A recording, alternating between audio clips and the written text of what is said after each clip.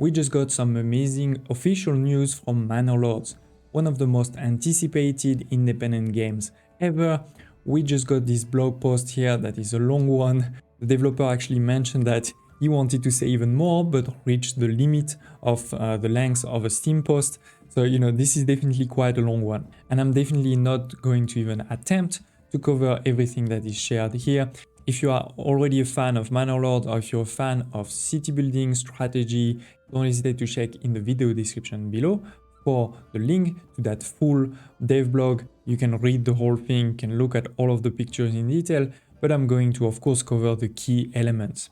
The first key element is that with this devlog, we know that the game is truly alive and thriving. There was a number of people out there that were worried, that the game was stalling, it was being delayed and delayed. I think from this devlog, it's clear that it's not the case. The way I would describe it is that we went from a simple, independently developed game, from one person, to a real full game that is of course taking a lot more time to develop, but will be amazing.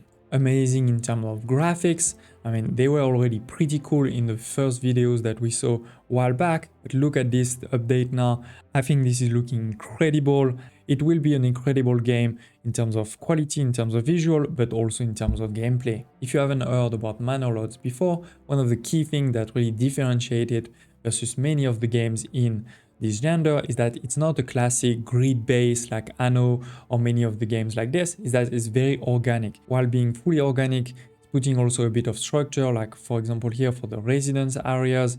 For example, for the residence areas, you will be able to choose where you want them. So you choose those four corners to put the residence, and then based on that, it's going to automatically create something that looks nice. So of course you'll have the main house in the front, but actually if you leave enough space in the back, you'll also have some extension that will look different for each of the different houses, making it again both organic and realistic, but also a bit organized with something like vegetable gardens or goat sheds, chicken coops, as it says here. This is a fully immersive game where the map is divided into around 10-15 different regions, and as you can see here on this image, you can go from very high, you can see all of your region, to going super close to where we see the people walking in the city. So this is an amazing level of details, an amazing level of gameplay, and also hopefully of optimization for it to work well in the background. Talking about characters, they've really been improved. You can see a lot of details for the person. They will also evolve along time. They all have different faces, different hairstyle. This is old footage, but I just wanted to show it to you to talk about the battles. Manor Lords will have major battles, not as big as Total War, for example. If you're thinking, Total War, this is not exactly the same scale, but it's still very interesting battles, in particular in terms of the realisticness. Also, things like the tactics, flanking, your cavalry and things like this. And you can see that, there's a lot of animation in those battles. All of the people on the ground, they are unique. They will have different shields, different weapons, all this type of things. So, a really interesting element of the game that has been increased even further. In the past, it was planned to have only sort of just mercenaries for small fights, as I just mentioned, but now there will actually be a militia rally system and also a personal retinue system, so that you can have, your own army to really customize it, but also a militia where people bring their own weapon, basically, and that will be based on, how big your city is, basically.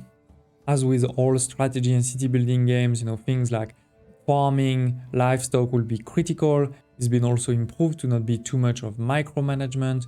So this is, I think, great. There's still a lot of complexity, a lot of great depth into it, but at least it won't be completely, fully micromanaging everything. Once again, I'm not covering everything that is in the devlog, but I wanted to highlight another thing here, which is the wealth propagation. It comes from the fact that indeed in city builders and simulation games, usually, you have, for example, you start with tier 1 houses, and when you unlock tier 2 houses, you basically upgrade all of your houses to tier 2, and you don't have any more tier 1 or just a few tier 1 in a corner or something like this, which makes your city not very realistic, not very organic.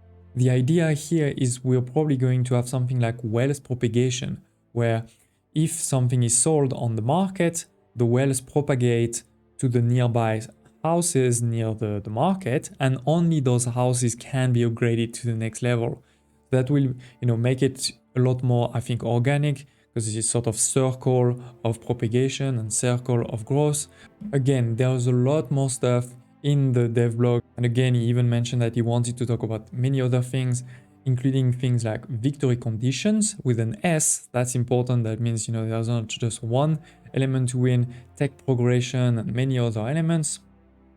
He's also talking about some of these partners, he's not fully alone anymore. So that's great because, again, this is what, for me, explain why this game was delayed for such a long time. Is we're moving from just a one-person game to really a team working on this and making it as great as possible. But the main thing, the really important announcement is that closed beta applications are now open. And to apply, it's quite easy. I've actually just done it.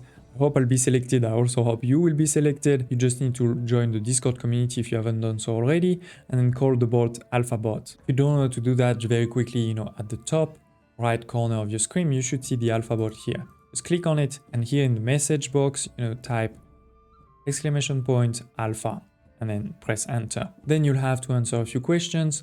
One element I did want to mention is please don't do that if you're just wanting to play 5 minutes and see what it is. This is alpha. The game is not finished. It's far from it. Probably gonna be a lot of bug, a lot of unfinished stuff. So what the devs need is a few people that are really committed, a few people that can spend some time, that don't mind that it is not finished. If you are one of those persons, please go ahead, and I really wish you'll be selected. But again, if you're just looking for 5 minutes to see where the game is at, please don't do it. This is wasting for somebody else that could be helping the team. Okay, I hope you're excited about Manor Lords. If you are, don't hesitate also to share in the comments below. Also to tell me if you like those type of videos where I try to really give you as soon as possible the latest news so that you don't miss it. And smash the like button, it really does help a lot. And I hope to see you next time.